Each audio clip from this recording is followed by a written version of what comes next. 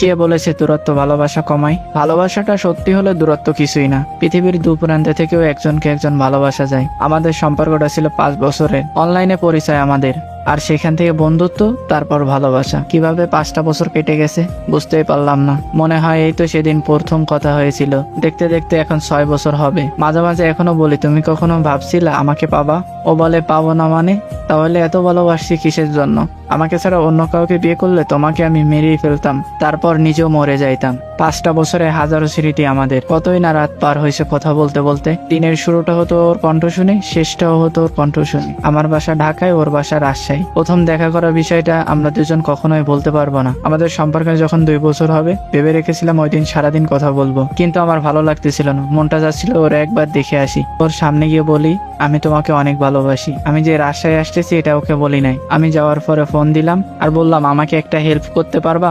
একটু রেল স্টেশনে যেতে পারবা? আর কি কাজ? যাওয়ার পরে বলতেছি। ও আসার পরে বললাম, এদিকে তাকাও। ও জাস্ট হতবাক হয়ে তাকিয়ে আছে। খুব ইচ্ছে করতেছিল আমি তোমার সামনে দাঁড়িয়ে বলি, আমি তোমাকে অনেক ভালোবাসি। আমি সেদিন ওর চোখে যে খুশিটা দেখছি সেটা আজও বলে বোঝাইতে পারবো না। আমি আজও ওকে যখন জিজ্ঞাসা করি তো ও বলে সব থেকে বড় গিফট ছিল ওটা।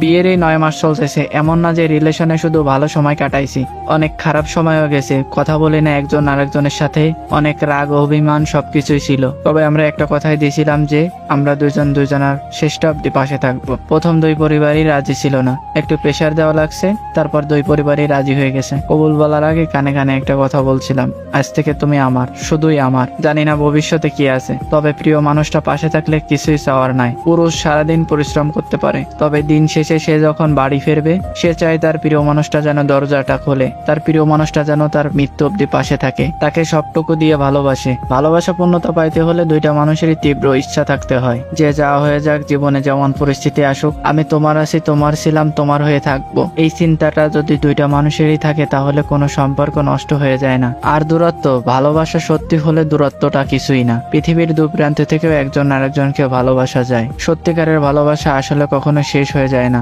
যে আপনাকে মন থেকে ভালোবাসবে সে আপনাকে ছাড়া অন্য কারো হতে পারবে না। যে আপনাকে সত্যি ভালোবাসবে সে শেষটা অব্দি আপনার হয়ে থাকবে। মানুষ 2 জন ঠিক থাকলে 1000 মাইল দূর থেকেও ভালোবাসা যায়। আর মানুষটা যদি ভুল হয় পাশাপাশি থেকেও হারিয়ে যাবে। হারিয়ে তো তারাই যায় যারা আমাদের কখনোই ছিল না। আর যারা সত্যিকারের ভালোবাসে তারা এইভাবে সারা জীবন পাশে থাকে। কোনো পরিস্থিতিতে আপনাকে একা রেখে সে চলে যাবে না, আপনার হাতটা শক্ত করে ধরে রাখবে। আপনার ভালো সময় যেভাবে পাশে ছিল খারাপ সময় সেভাবে পাশে থাকবে, আর আপনাকে সবসময় প্রচন্ড পরিমাণে ভালোবাসবে। তাই তো আমি বলি যে ভালোবাসার আগে একটু সময় নিন, জানুন বুঝুন মানুষটা কেমন। মানুষটা ভুল মানুষ না তো, কারণ আপনার জীবনটা শেষ করার জন্য একটা ভুল মানুষই যথেষ্ট।